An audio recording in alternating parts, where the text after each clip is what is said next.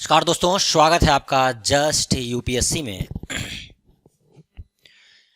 इसके पहले हमने 21 लेक्चर देखे हैं इकोलॉजी में, और हमने अभी तक जहां तक देखा था बता दे रहे हैं।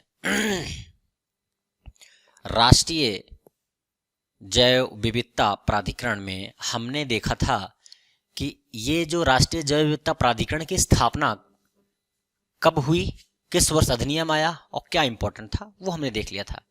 जब हम यह एक वैधानिक निकाय है, हम यहाँ पढ़ा ही रहे थे, तब तक वीडियो ऑटोमेटिकली स्टॉप हो चुकी थी। हम फिर उससे वहीं से कंटिन्यू करेंगे और ये लेक्चर नंबर हमारा 22 होगा। ठीक है, तो आइए इंपॉर्टेंट कीवर्ड के साथ स्टार्ट करते हैं कि यह एक वैधानिक निकाय है। जैसा कि मैंने बताया कि वैधानिक निकाय अगर बताया है तो ये यूपीएससी में, किसमें, यूपीपीसीएस साथ में यूपीएससी दोनों जगह पूछा जा सकता है। ठीक। दूसरी चीज, जो जैव संसाधनों के संरक्षण एवं धारणीय उपयोग के मुद्दे पर भारत सरकार के लिए विनिमय मतलब बनाना और सलाह देना दोनों का काम करता है। बनाने का और सलाह देने का दोनों को काम करता है। इसका मुख्यालय चेन्नई तमिलनाडु में है। ये भी यूपीपीसीएस के अकॉर्डिंग बहुत इंपॉर्टेंट है। यूपीपीसीएस के अकॉर्डिंग बहुत इंपॉर्टेंट है। ये यूपीपीसीएस में पूछा जा सकता है। अब एनबीए की संरचना के विषय में हम देख लेते हैं, और इसमें पूछे जाने की संभावना ज्यादा यूपीएससी में है। ठीक। पहली बात तो एक अध्यक्ष होता है। दूसरा, 3 पदेन सदस्य जिनमें एक जनजातीय मामलों से संबंधित मंत्रालयों का प्रतिनिधित्व करता है और 2 पर्यावरण एवं वन से संबंधित मंत्रालयों का प्रतिनिधित्व करते हैं। ध्यान से सुनिएगा, 3 सदस्य हो गए, 2 तो प्रतिनिधित्व करेंगे पर्यावरण एवं वन मंत्रालय का, और एक करेगा जनजातीय मामलों से संबंधित मंत्रालयों का। ठीक है, ये यूपीएससी के लिए इंपॉर्टेंट है, ये पूछा जा सकता है। ठीक। स्टेटमेंट में निम्नलिखित मामलों से संबंधित केंद्र सरकार के मंत्रालयों का प्रतिनिधित्व करने वाले 7 पदेन सदस्य होते हैं।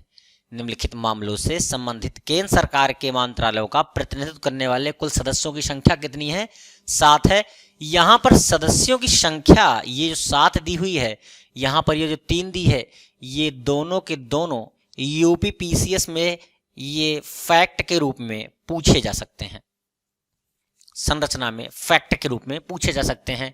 साथ ही साथ एसएससी सीजीएल और जो अदर एग्जाम होते हैं आपके, मतलब एग्जाम बहुत तरीके होते हैं, तो उसमें ये फैक्ट के रूप में 1 लाइन सेंटेंस में पूछे जा सकते हैं।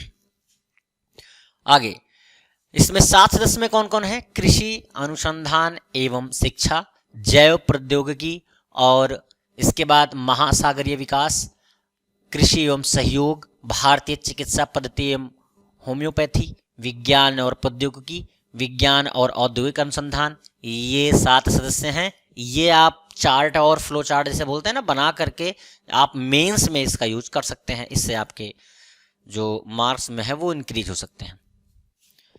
आगे, आवश्यक मामलों में विशेष ज्ञान और अनुभव रखने वाले विशेषज्ञों और वैज्ञानिकों में से 5 गैर सरकारी सदस्यों को नियुक्त किया जा सकता है। क्या किया जा सकता है कि कुछ विशेष सदस्यों को भी नियुक्त किया जा सकता है। उनकी संख्या 5 हो सकती है, जो कि गैर सरकारी सदस्य हैं। इसका कार्य क्या होता है, अब ये देख लीजिए। जैव विविधता के संरक्षण और धारणीय उपयोग को बढ़ावा देने के लिए उचित सक्षम वातावरण तैयार करना, केंद्र सरकार को परामर्श देना, जैव विविधता से संबंधित गतिविधियों को विनियमित करना, जैव विविधता अधिनियम 2002 के अनुसार जैविक संसाधनों तक पहुंच और समान साझा करने हेतु तो उचित दिशा निर्देश प्राप्त करना, जो कि जर्नल बात है, जब बनाया गया है तो वही काम करेगा। भारत से बाहर किसी भी देश में अवैध रूप से प्राप्त भारतीय जैव संसाधन अथवा जैव संसाधनों से संबंधित ज्ञान पर बौद्धिक संपदा अधिकार प्रदान किए जाने का विरोध करने के लिए आवश्यक उपाय भी करना। मान लीजिए, कहने का मतलब यह है कि भारत में कोई चीज है और भारत से बाहर वो चली जाती है और अवैध रूप से बाहर जाती है, वहां से कोई व्यक्ति अगर यहां पर पेटेंट के लिए, बौद्धिक संपदा अधिकार के लिए मान लीजिए वो बोलता है हमारी संपदा है, लेकिन है एक्चुअलिटी भारत की। जब भारत की संपत्ति है और वो कहीं बाहर कोई अवैध रूप से चोरी करके लेके चला जाता है, वहां से ये अधिकार दिखाने का प्रयास करता है कि ये मेरा है और इस पे मुझे पेटेंट या राइट्स दिए जाएं, तो उसका भी, उसके बचाव का कार्यक्रम जो तय करना होता है वो एनबीए भी करती है। ठीक। उसके बाद राज्य सरकारों को जैव विविधता के महत्व वाले क्षेत्रों को विरासत स्थलों के रूप में अधिसूचित करने हेतु परामर्श देना और उनके प्रबंधन के लिए उपाय सुझाना भी इनका काम है। ठीक। राज्य एवं जैव विविधता बोर्ड की अगर हम बात करें, राज्य जैव विविधता बोर्ड भी आता है आपका। ठीक है, तो आइए देखते हैं कि राज्य जैव विविधता board, state biodiversity board, SSB से कहते हैं इसको शॉर्ट फॉर्म में, की स्थापना राज्य सरकारों द्वारा अधिनियम के अनुसार की जाती है। संरचना की बात करें तो निम्नलिखित सदस्य इसमें होते हैं। एक अध्यक्ष होगा, जैसे कि पहले सेंट्रल गवर्नमेंट का बहुत इंपॉर्टेंट है वो एनबीए जो हमने भी पढ़ा, ये स्टेट का है तो इंपॉर्टेंट तो है, लेकिन बात यह है कि जब क्वेश्चन पूछेगा ना तो वो सेंट्रल गवर्नमेंट के फॉर्मेट में पूछेगा। वो जब संरचनाएं पूछेगा, वो सदस्य पूछेगा तो सेंट्रल गवर्नमेंट वाले पूछेगा। स्टेट वाले में चांसेस बहुत कम होते हैं, लेकिन फिर भी नॉलेज आपको होनी चाहिए। ये कोई कसम खा के यूपीएससी नहीं बैठा है कि नहीं पूछेंगे। राज्य सरकारों से संबंधित विभागों का प्रतिनिधित्व करने वाले पदेन अधिकारी 5 से अधिक नहीं हो सकते। ये जैव विविधता संरक्षण, जैव संसाधनों के संधारणीय उपयोग, जैव संसाधनों के उपयोग से प्राप्त लाभों के समान बंटवारे में संबंधित मामलों के विशेषज्ञों को शामिल करता है। राज्य जैव विविधता बोर्ड के सभी सदस्यों की नियुक्ति संबंधित राज्य सरकार द्वारा की जाती है, तो कन्फर्म है जब राज्य कर रहा है तो राज्य द्वारा ही की जाएगी। राज्य जैव विविधता बोर्ड के कार्य क्या होते हैं, जैसे कि पहले बताया, संरक्षण, धारणीय उपयोग, समान लाभ साझा करना, केंद्र सरकार द्वारा जारी किसी भी दिशा निर्देश के अधीन राज्य सरकारों को परामर्श देना, अन्य व्यावसायिक उपयोग, जैव सर्वेक्षण एवं लोगों द्वारा किसी भी जैव संसाधन के जैविक उपयोग हेतु अनुरोधों को अनुमोदन के माध्यम से नियमित करना। नोट, ध्यान से सुनिएगा, नोट है, कुछ इंपॉर्टेंट चीजें हो सकती हैं इसमें। केंद्र शासित प्रदेशों के लिए कोई राज्य जैव विविधता बोर्ड का गठन नहीं किया गया है। यहां क्वेश्चन फंसा सकता है स्टेटमेंट देकर के यूपीएससी। राज्य जैव विविधता प्राधिकरण केंद्र शासित प्रदेशों के लिए, राज्य जैव विविधता, राष्ट्रीय जैव विविधता प्राधिकरण केंद्र शासित प्रदेशों के लिए राज्य जैव विविधता बोर्ड की शक्तियों का प्रयोग कर सकता है या करता है एवं उनके कार्य करता है। ठीक। अब केंद्र शासित राज्य और सेंट्रल, ये तीनों कंफर्म हो गए। जैव विविधता प्रबंधन समितियां, हम उनकी बात कर लेते हैं। अधिनियम की धारा 41 के अनुसार प्रत्येक स्थानीय निकाय अपने क्षेत्र के भीतर जैव विविधता प्रबंधन समिति का गठन करेगा, जिसका उद्देश्य जैव विविधता के संरक्षण, धारणीय उपयोग और प्रलेखन को बढ़ावा देना है, जिसका उद्देश्य ही होगा धारणीय उपयोग और उनका संरक्षण। इसमें शामिल हैं आवासों का संरक्षण, स्थानीय जैव किस्मों का संरक्षण, लोक किस्म एवं कृषि प्रजातियां, पालतू एवं वन जीवों की नस्लें, सूक्ष्म जीव एवं जैव विविधता से संबंधित ज्ञान काल क्रम अभिलेखन। ठीक। इनकी संरचना की अगर हम बात करें, इसमें एक अध्यक्ष होगा और एवं स्थानीय निकाय द्वारा नामित 6 सदस्य से अधिक नहीं हो सकते। दूसरा, जैव विविधता प्रबंधन समिति के कुल सदस्यों में से कम 1/3 महिलाएं होनी चाहिए। यहां क्वेश्चन पूछ सकता है, यहां पर यूपीपीसीएस से क्वेश्चन आए हैं और यहां से क्वेश्चन बनने के चांसेस ज्यादा हैं। ठीक है। एवं कम से कम 18% सदस्य अनुसूचित जातियों और जनजातियों से होने चाहिए। जैव विविधता प्रबंधन समिति के अध्यक्ष को समिति के सदस्यों के बैठक द्वारा चुना जाएगा। इस बैठक की अध्यक्षता स्थानीय निकाय का अध्यक्ष करेगा। स्थानीय निकाय के अध्यक्ष के पास समान मत होने की स्थिति में निर्णायक मत देने का अधिकार होगा। वो निर्णायक मत इसलिए देगा कि जब भाई दोनों साइड बराबर हो गए तो फिर वो निर्णायक मत देता है। जैसे हमारे यहाँ उपराष्ट्रपति राज्यसभा का सभापति होता है। तो मान लीजिए कि कोई कानून आया, उस पे दोनों पार्टियां, पक्षी विपक्षी दोनों एक जैसे हो गए, तो वहां पर होता यह है कि जब दोनों एक जगह पे हो गए तो फिर उपराष्ट्रपति को फिर वहां पर एक निर्णायक मत देना होगा कि वो किसके पक्ष में दें। वैसे जनरली जरूरत तो नहीं पड़ती है, बहुत रेयर जरूरत हो सकती है, बहुत रेयर पड़ा हो तो पड़ा हो 3 या 4 बार। और अगर जो पड़ा भी होगा तो सत्ता पक्ष के जो पार्टी होती है उसी के पक्ष में होता है, क्योंकि उसी के द्वारा ही तो राष्ट्रपति उपराष्ट्रपति का चुनाव जो है उसी के द्वारा ही, वो उनके ही नॉर्मली कैंडिडेट चुनकर जीत कर आते हैं। इसलिए क्योंकि मेजॉरिटी जो है वो जो पक्ष की होती है, गवर्नमेंट जिनकी बनती है उनकी ज़्यादा होती है। जैसे करंट समय में हमारे यहाँ बीजेपी की सरकार है, तो उनके ही द्वारा राष्ट्रपति उपराष्ट्रपति दोनों का चुनाव किया गया, क्योंकि उनके पास मेजॉरिटी ज़्यादा है। तो वही बात है, लिंक हमने कर दिया है, बस समझने की बात है। कार्य की अगर हम बात करें तो इस समिति का जो कार्य है, यह मुख्य कार्य स्थानीय लोगों के परामर्श से पीपल्स बायोडायवर्सिटी रजिस्टर एक तैयार किया जाएगा। उसके बाद रजिस्टर में स्थानीय जैव संसाधन की उपलब्धता एवं ज्ञान, उनके औषधीय एवं अन्य उपयोग अथवा कोई अन्य व्यापक जानकारी होगी। ठीक, पीपल्स बायोडायवर्सिटी रजिस्टर की अगर हम बात करें, ये क्या होता है?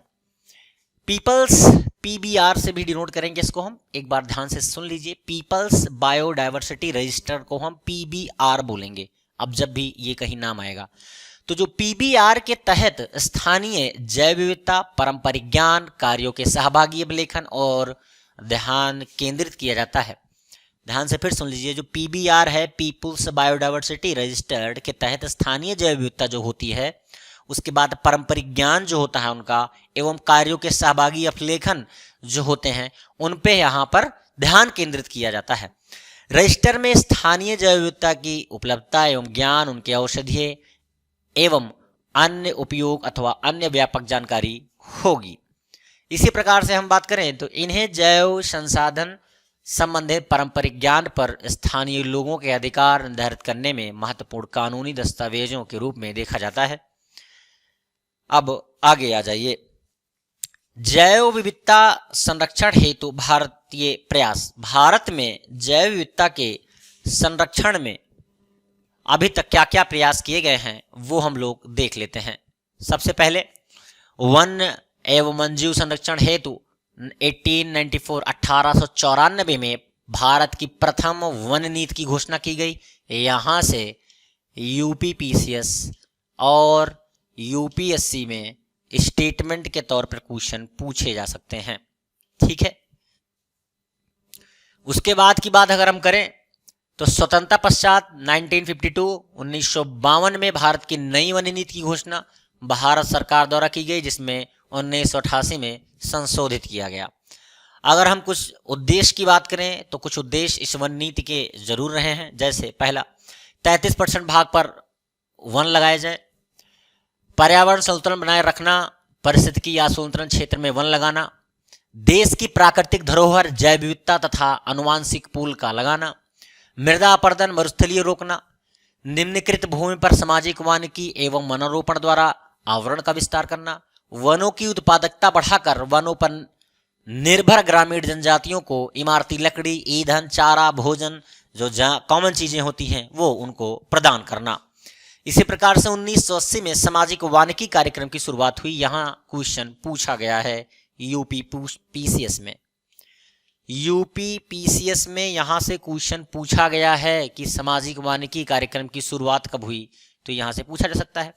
जिसके अंतर्गत पर्यावरणीय, सामाजिक, ग्रामीण विकास में मदद के उद्देश्य से वनों का प्रबंधन, सुरक्षा, ऊसर भूमि पर वनारोपण का लक्ष्य रखा गया है।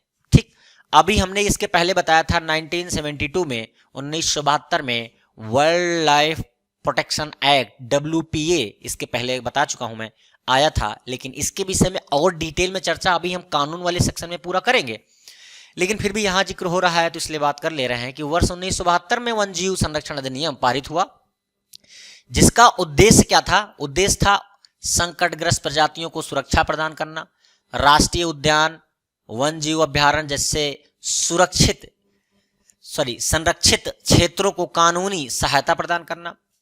उसके बाद 1986 में पर्यावरण संरक्षण अधिनियम पारित हुआ। ये भी स्टेट में डायरेक्ट क्वेश्चन पूछ लिया जाता है और ये 2018 और 19 के यूपीपीसीएस में पूछा गया है कि पर्यावरण संरक्षण अधिनियम किस वर्ष पारित हुआ। तो आप सोच सकते हैं कि डायरेक्ट फैक्ट आते हैं और डायरेक्ट क्वेश्चन आते हैं, जहां पे आते हैं मैं मार करता हुआ चल रहा हूं। भारत सरकार द्वारा फरवरी 1994 को जैव विविधता अभिसमय कन्वेंशन ऑन बायोडाइवर्सिटी CBDT का अनुसमर्थन किया गया। ये भी अपने आप में बहुत इंपॉर्टेंट है। ये यूपीएससी और यूपीपीसीएस में जहां पे इंपॉर्टेंट हम लिख दें वहां पे समझ लीजिए हर एग्जाम के लिए इंपॉर्टेंट है, चाहे यूपीएससी हो चाहे यूपीपीसीएस हो या फिर किसी भी एग्जाम की बात करें यहाँ पर। ठीक, अनुसमर्थन कब किया गया वो फैक्ट पूछ सकता है, स्टेटमेंट में भी दे सकता है। वर्ष 2008 में राष्ट्रीय जैव विविधता कार्य योजना बनाई गई। ये इसी के पार्ट के रूप में समझ लीजिए। CBD के उपप्रबंधों को प्रभावी बनाने हेतु जैव विविधता अधिनियम 2002 पारित किया गया है। ये तो पहले ही बता चुके हैं। यूनेस्को की मानव एवं जीवमंडल योजना MAB जो 1971 में आई थी, 1975 में इसके थ्रू एक नया प्रोग्राम चालू हुआ था। इसके पहले हमने बताया था के अंतर्गत भारत सरकार ने वनस्पति जगत और प्राणी जगत के संरक्षण के लिए महत्वपूर्ण कदम उठाए हैं। जैव विविधता संरक्षण से संबंधित कार्टाजोना प्रोटोकॉल पर भारत ने मई 2011 पर हस्ताक्षर किए और 9 अक्टूबर 2012 को इसका अनुसमर्थन किया। ये भी इसी का पार्ट है। ये भी यहाँ से यूपीपीसीएस से लेकर स्टेट पीसीएस और यूपीएससी किसी भी एग्जाम में पूछा जा सकता है। ठीक, वन्यजीव संरक्षण हेतु भारतीय वन्यजीव बोर्ड, राष्ट्रीय वन्यजीव बोर्ड, भारतीय पशु कल्याण बोर्ड, वन्यजीव अपराध नियंत्रण बोर्ड आदि संस्थान की स्थापना की गई है। देश की संकटग्रस्त जीव प्रजातियों के संरक्षण हेतु प्रोजेक्ट टाइगर, ये बहुत पूछा गया है 1973 में, प्रोजेक्ट एलिफेंट 1992, गैंडा परियोजना 1987 ये प्रारंभ की गई हैं और ये भी इन्हीं का पार्ट है। यहाँ से पूछे जाने की संभावना 99% है। यहाँ से क्वेश्चन पूछे जाने की संभावना, डेट पूछ लेता है एक्चुअल में ना, तो फिर इसलिए पूछे जाने की संभावना इस हिसाब से तो सभी इंपॉर्टेंट है। हाँ, तो मतलब कहने का ये सारे क्वेश्चन एक बार में थोड़ी ना आए हैं सभी इंपॉर्टेंट जो बता रहे हैं, लेकिन एक बार में कोई एक ही क्वेश्चन आया होगा तो इसलिए मार्क करते हुए चल रहे हैं कि हाँ एक बार में ऊपर से जहां से बताया है ना वहां से एक का दुक्का ही क्वेश्चन आएंगे, लेकिन इंपॉर्टेंट तो है। एक दो क्वेश्चन मिल जाए उसी से, आज इतने कठिन कंपटीशन के ज़माने में अब आप सोचिए कि एक दो क्वेश्चन से लोग फेल हो जाते हैं, तो वहाँ पर एक दो क्वेश्चन मिल जाएं तो आपको वेटेज नहीं मिल जाएगा। तो इसलिए एक दो क्वेश्चन के लिए हमें मेहनत तो करनी ही पड़ेगी। जैव विविधता पर अभी समय अंतर्राष्ट्रीय प्रयास की हम बात कर लेते हैं। जैव विविधता पर अभिसमय या कन्वेंशन निम्नलिखित हेतु अंतर्राष्ट्रीय विधिक उपकरण है। जैविक विविधता का संरक्षण, इसके घटकों का सतत उपयोग एवं आनुवांशिक संसाधनों के उपयोग से होने वाले लाभों और उचित न्याय का वितरण इनमें किया जाता है। ठीक, 196 देशों ने इसका अनुसमर्थन किया है, पहली चीज। उसके बाद आ जाइए, CBD का शासिक निकाय पक्षकारों का सम्मेलन काप है। संधि का अनुसमर्थन करने वाले सभी सरकारों अथवा पक्षकारों का यह उच्चतम प्राधिकरण प्रगति की समीक्षा करने, प्राथमिकता निर्धारित करने, कार्य की समीक्षा करने, उनकी योजना बनाने, इन सब के लिए प्रतिबद्ध है। तो इनको 2 वर्ष मिलते हैं। जैव विविधता सम्मेलन SCBD का सचिवालय मॉन्ट्रियल कनाडा में स्थित है। यहां से यूपीपीसीएस और यूपीएससी दोनों में क्वेश्चन पूछे गए हैं। यूपीएससी में स्टेट फॉर्मेट में और यूपीपीसीएस में एकदम फैक्ट के रूप में। ठीक, अब हम लोग जैव विविधता के अंतर्गत ही हम लोग अब देख लेते हैं कि जैव विविधता विषय प्रयास में ही वैसे हम लोग पढ़ रहे हैं, तो इसमें और क्या क्या चीजें ऐड की गई हैं।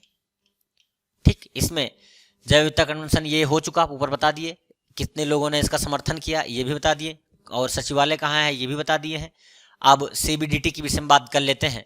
जैव विविधता विषय 1992 में रियो डी जेनेरियो में आयोजित पृथ्वी सम्मेलन के दौरान जैव विविधता विषय को अपनाया गया। बहुत इंपॉर्टेंट लाइन है, इसमें जैव विविधता से संबंधित सभी पहलुओं को शामिल किया गया। भारत भी इसका पक्षकार है। इसके मुख्य पक्ष की बात अगर हम करें तो कार्टाजीना जैव प्रोटोकॉल, नोगिया प्रोटोकॉल और आईसी लक्ष्य की बात कर सकते हैं। ये तीनों ही बहुत इंपॉर्टेंट है, पढ़ना इनके विषय में अलग से है, बहुत डिटेल में, लेकिन फिर भी आप पूरी तरह से देखते चलिए कि कार्टाजेना जैव सुरक्षा प्रोटोकॉल की बात करें तो जैव तकनीक की पहुंच एवं हस्तांतरण, जब तकनीक की जो पहुंच होती है वो किस तक है और उसका हस्तांतरण कहाँ हो रहा है, तथा जैव तकनीक की सुरक्षा को ये बढ़ावा देता है। नौग्या प्रोटोकॉल क्या करता है, विकास के साथ साथ लोगों का जैव विविधता संरक्षण में योगदान में बढ़ावा देने का प्रयास करता है और उन तक पहुंच सुनिश्चित करता है। आईची लक्ष्य क्या है, जैव विविधता की लेटेस्ट रणनीतिक योजना के तहत शामिल मध्य दीर्घ अवधि की योजना जिसे 2050 तक, लघु अवधि योजना जिसे 2020 तक प्राप्त करने का लक्ष्य रखा गया है। लघु अवधि योजना के लिए 20 महत्वाकांक्षी लक्ष्य को ही सम्मिलित रूप से आईची लक्ष्य कहा जाता है। ठीक, आगे देख लीजिए, करंट अफेयर्स की हम बात कर लेते हैं। थोड़ा सा, बहुत ज़्यादा तो नहीं है इसमें, ये इतने पे आपका समाप्त हो जाएगा। फिर हम आपको एक चीज़ बताएंगे कि हमने अभी तक में कितने चैप्टर खत्म किए हैं। असल में हम लोग केवल लेक्चर के फॉर्मेट में बता रहे हैं, चैप्टर के फॉर्मेट में नहीं बताया। करंट इससे जो अभी तक का आया है, जो अपडेट हुआ है वो देख लीजिए। कुनमिंग घोषणा जो थी, कुनमिंग डिक्लेरेशन को चीन में 100 से अधिक देशों द्वारा जैव विविधता पर संयुक्त राष्ट्र सम्मेलन के पक्षकारों के सम्मेलन की 15वीं बैठक में अपनाया गया। ये बहुत इंपॉर्टेंट है, करंट के लिहाज से यूपीएससी में भी आ सकता है। ठीक, यूपीएससी के लिए बहुत इंपॉर्टेंट है, वहां पूछे जाने की संभावना 100% है।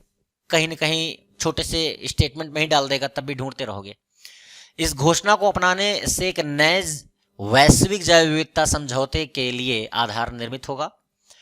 पहले समझौते जिसमें जैव विविधता के लिए रणनीतिक योजना 2011 से 2020 पर 2010 में जापान की आईची में हस्ताक्षर किए गए थे, में सरकारों ने 2020 तक जैव विविधता के नुकसान को कम करने के लिए प्राकृतिक आवासों की रक्षा के लिए 20 लक्ष्यों पर सहमति व्यक्त की थी।